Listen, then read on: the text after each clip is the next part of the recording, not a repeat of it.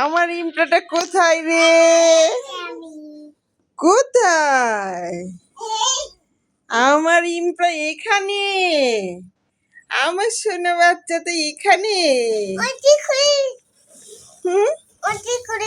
তুমি এভাবে করবে, এখানেই থাকবে, বের হবে না? ওলি বাবানি, তুমি যাবে? যাও যাও যাও, ওই যে আপুকে দেখছি। আপু, আল্লাহ, তোমার এটা ভেঙে যাবে। হ্যাঁ, তোমার এটা ভেঙে যাবে। বসো, তুমি বসো, দেখি। তোমার হাউসটা অনেক সুন্দর, মাশাআল্লাহ।